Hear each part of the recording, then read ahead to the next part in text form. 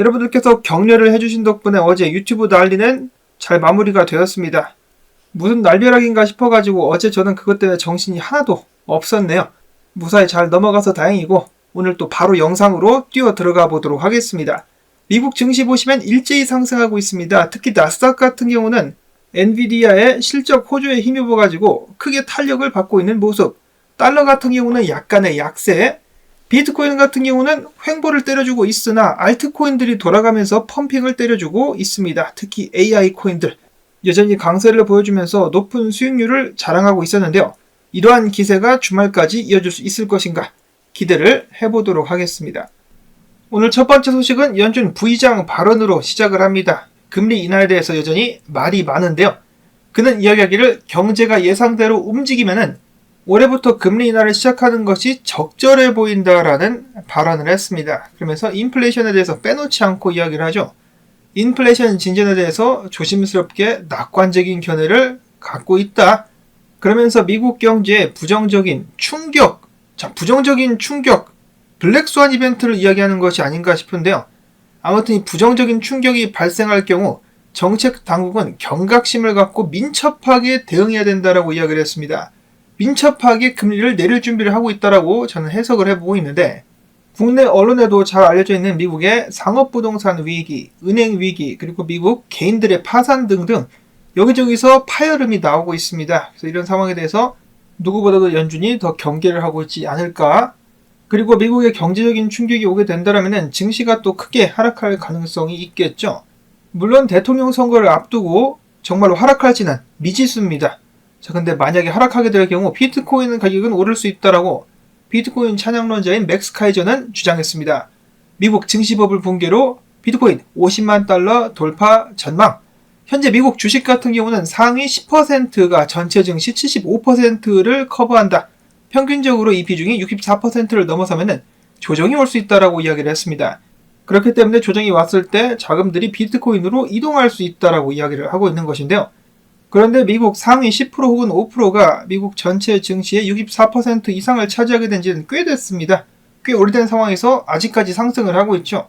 미국 증시가 폭락할 것이다라는 예상은 몇 년 전부터 계속해서 나왔었습니다. 그런데 아직까지 폭락은 하지 않고 오히려 전고를 돌파를 하고 있습니다.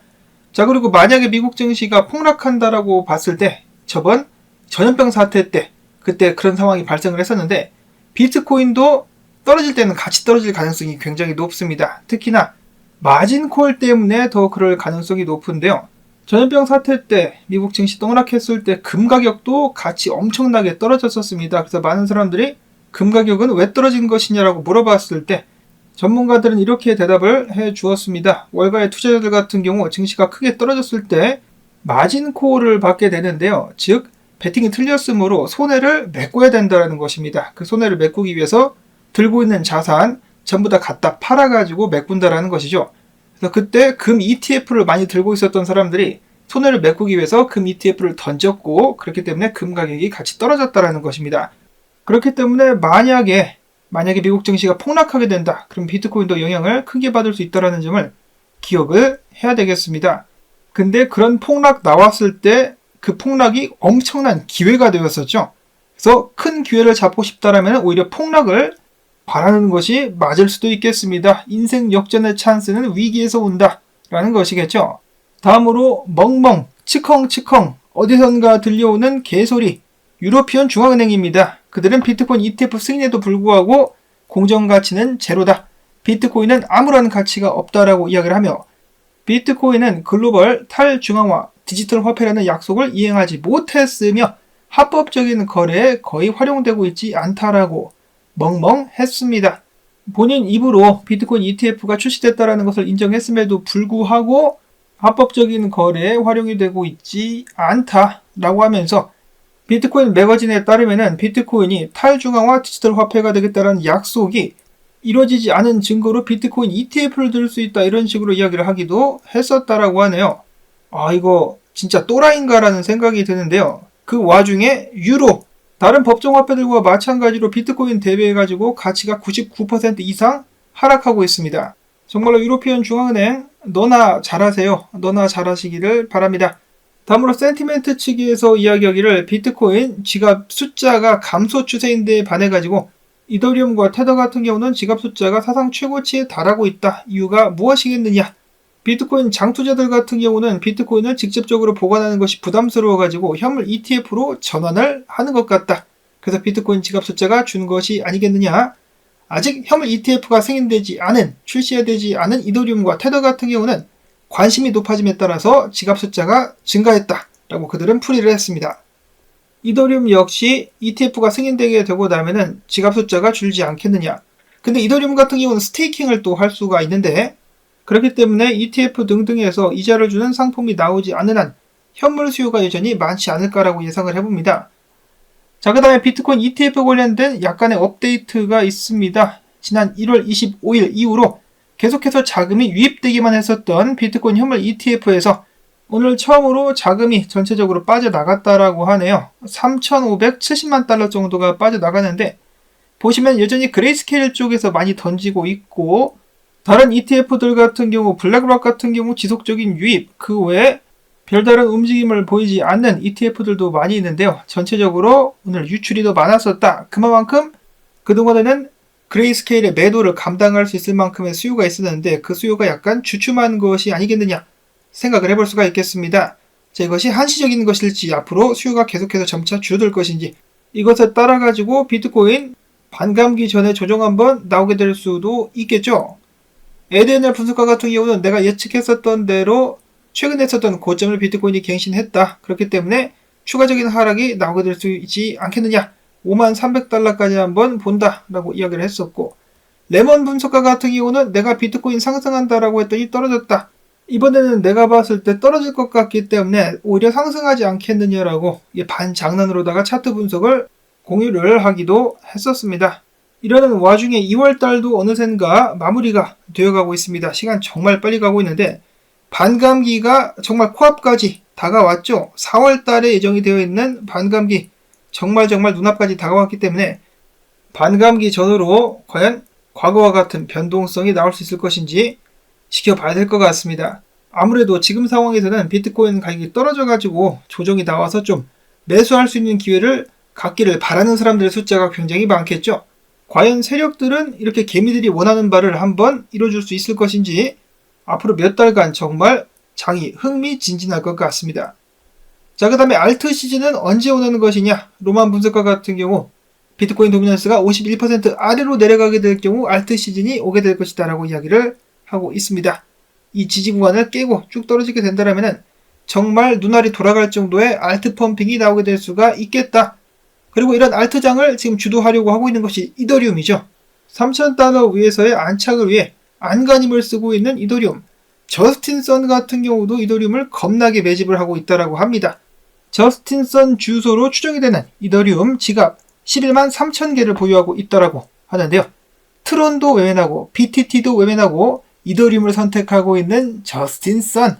말로는 트론이 짱이라면서 이더리움을 더 좋아하고 있습니다. 자, 그런가 하면은 크라켄 OTC 같은 경우는 이더리움이 어센딩 트라이앵글 패턴을 상방 돌파했다라면서 가격이 전고를 깨고 5,200달러까지 떡상하게 될 것이다 라고 밝혔습니다. 그리고 또한 이치모쿠 클라우드 등등도 이더리움의 강세에 추가적으로 힘을 실어주고 있다. 야, 이더리움 개당 5,200달러. 생각만 해도 어깨가 들썩들썩합니다. 그리고 영상 초반에 말씀을 드렸다시피 엔비디아 실적이 예상치를 상회하게 되면서 주가가 떡상했죠. 15% 상승, 시총이 2조 달러에 근접하게 되었다고 하는데요. 해당 소식과 함께 AI 코인들 계속해서 마찬가지로 상승을 해주고 있습니다. 직접적인 AI 코인은 아니지만은 샘 뱅크마니 때문에 AI 코인이 되어버린 월드코인 같은 경우 전고를 계속해서 갱신하고 8달러 40센트 이상까지 상승하는 모습이 나왔었고, 여기다가 상승에 불을 지피기 위해서인지 월드코인의 경영진은 조만간에 중대 발표를 할 것이다 라고 사람들을 설레이게 만들었습니다. 저스틴 선식 사람들을 설레이게 만들기. 해당 발표가 정말 중요한 것이라면은, 호재로 작용할 수 있는 것이라면은 가격이 높게 뛸 것이지만은 만약에 그렇지 않다라면은 순간적으로다가 강한 조정이 나올 가능성도 있겠습니다. 그 외 패치 AI 계속해서 전구를 향해서 돌진. 그 외에 그래프, 렌더 토큰 같은 경우도 일제히 강세를 보여주고 있는 가운데 잡코인 AI들도 계속해서 전고를 뚫어주고 있습니다. PAL도 그렇고 얼마 전에 소개됐었던 G코인 같은 경우도 전고를 뚫고 상승, ARC 같은 경우도 좋은 모습을 계속해서 보여주고 있습니다.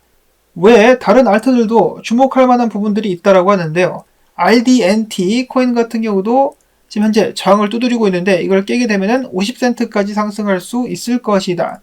자, 그리고 미국의 대형 소셜미디어 레딧에서 비트코인과 이더리움의 투자뿐만 아니라 매틱에도 투자를 했다고 하네요.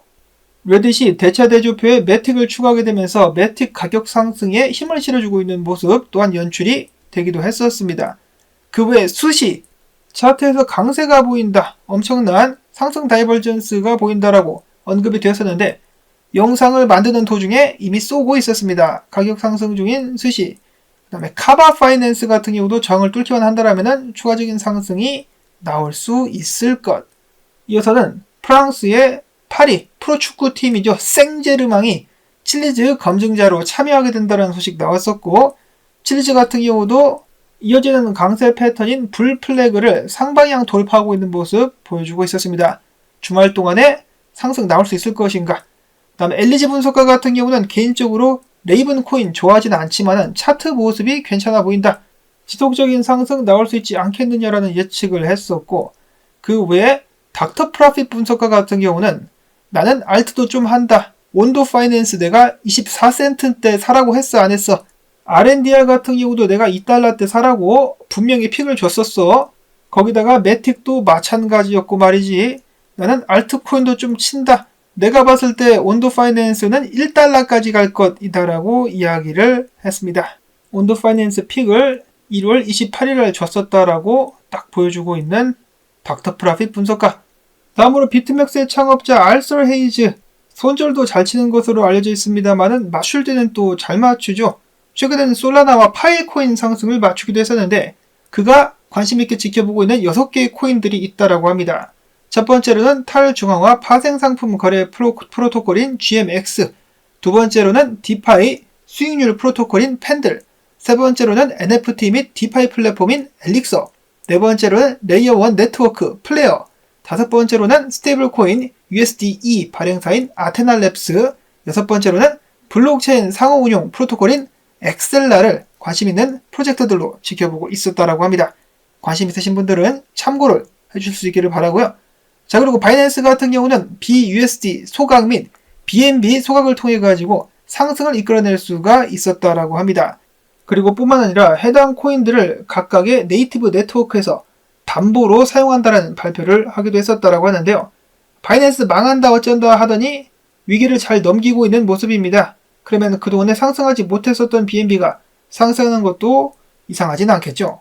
다음으로는 두 마리의 고래가 135,600개의 체인링크를 추매했다는 소식 나왔습니다. 최근에 20달러까지 상승 후에 재축적으로 하는 듯한 모습을 보여주고 있는 체인링크. 이번 불장 때에 한방 크게 쏴줄 수 있기를 기대해봅니다. 자, 그 다음에 라스트패스. 한국에서 라스트패스 사용하시는 분들 계시나요? 라스트패스가 무엇이냐면은 웹사이트들마다 이 암호를 기록하기 정말 까다롭기 때문에 라스트패스가 알아서 전부 다 관리를 해주는 그런 앱이라고 볼 수가 있겠는데 해킹에 털려가지고 해당 앱을 사용하고 있었던 암호화폐 투자자들 지갑까지 털렸다라고 합니다.